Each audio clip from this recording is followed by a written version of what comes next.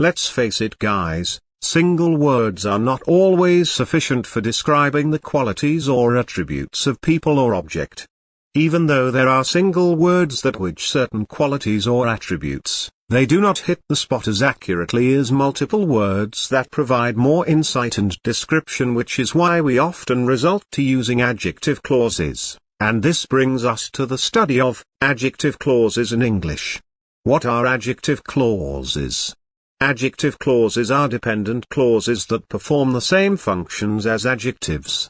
They are dependent clauses because they do not express a complete meaning or thought in isolation, and so they must be attached or embedded in independent clauses or sentences, to express complete meaning. Adjective clauses perform the same function as adjectives by describing the qualities or attributes of a person or object. Take for instance, the teacher is who the old students say he is. The example above is a sentence, and within the sentence is an adjective clause at the final position, who the old students say he is. Now if you know adjectives very well and how they work in sentences, you would be able to tell that some adjectives appear after linking verbs in sentences. Linking verbs are verbs that show the relationship between nouns and their qualities, the link.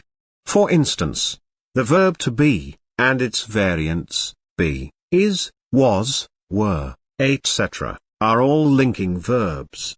In the example above, the verb, is, shows the link between the teacher and who the old students say he is, the teacher's quality. The adjective clause, in the example, appears right after the linking verb in the sentence, which makes it easier for us to spot and identify it.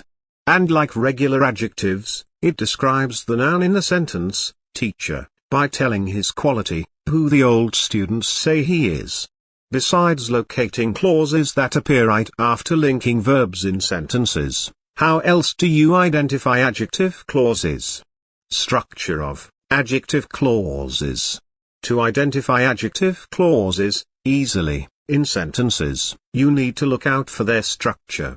The structure of adjective clauses is similar to that of noun clauses. They are introduced by relative pronouns, who, whom, what, whose, etc., contain verbs which are mandatory as well as subjects and other grammatical elements. That is what we should avoid. From the example above, you will observe that the adjective clause is introduced by a relative pronoun, what, followed by a subject, we, and a verb phrase, should avoid. This is just like in noun clauses. The difference is that adjective clauses describe nouns in sentences rather than single-word adjectives, while noun clauses act as subjects or objects in sentences just like regular nouns. It is important to note that adjective clauses do not only describe the qualities or attributes of nouns, but they also describe the qualities of pronouns. From the example above, the subject of the sentence is a pronoun, relative pronoun, that, and is described by the adjective clause in the sentence. It is also important to note that relative pronouns, verbs, and subjects are mandatory elements of structure. In adjective clauses, subjects are not mandatory in forming adjective clauses. Take for instance, that is what should be avoided. You would observe that the adjective clause in the example above is lacking a subject which gives it a passive tone, but that, nonetheless, does not render the sentence ungrammatical, so we can have adjective clauses without subjects since they are optional. Types of adjective clauses. There are two recognized types of adjective clauses in English, namely, restrictive clause and non-restrictive clause. Restrictive clause is a type of adjective clause whose meaning is relevant to the understanding of a sentence. That is, clauses that are critical components of sentences such that when they are removed, the meaning of the sentences will be visibly affected. Because they are crucial elements of sentences, they are not separated from the rest of the sentence by commas. Take for instance, this is what I was talking about. The restrictive clause in the sentence above, what I was talking about, is a crucial element of the sentence such that it completes the sentence. If we take it away, the sentence would lose meaning and grammaticality. For instance, this is. Another example, that is the man that hosted the party. If we take away the restrictive clause, the sentence would still be grammatical but its meaning will be incomplete. Take for instance, that is the man.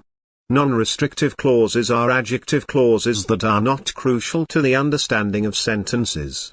They are optional and do not play special roles that contribute to the overall meaning of sentences. Because of this, they are marked off from the rest of the sentence by commas. Take for instance, the Titanic movie is a masterpiece that was rendered perfectly well, even to this day. You can see that the non-restrictive clause is not only within the sentence, although it can appear at the end, but it is also enclosed in commas, and this shows that they can be omitted without drastically affecting the meaning of the sentence. So if we take away the non-restrictive clause, the sentence would read, "The Titanic movie is a masterpiece even to this day." The sentence is both grammatical and expresses a complete meaning that is not affected by the omission.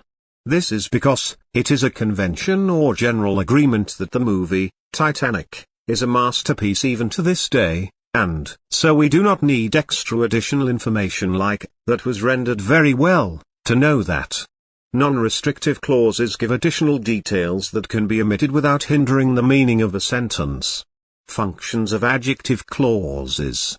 Just like regular adjectives, adjective clauses perform the function of describing the qualities or attributes of nouns or pronouns. For instance, John is what I call a man. What I call a man is the quality of the noun, John. Now while the exact qualities were not stated, it does tell us the qualities John possesses, which would be fully understood if we are given more context. Like, he is brave, strong, caring, hardworking, smart. In fact, John is what I call a man. There is the context. So adjective clauses are simply adjectives but with more words. This is because they are dependent clauses that describe the qualities of nouns or pronouns. They share a similar structure with noun clauses but differ by function. There are two types of adjective clauses, which are restrictive and non-restrictive clauses. Understanding adjective clauses will better inform you on how to use them in writing to achieve an intended effect on your readers. See you soon.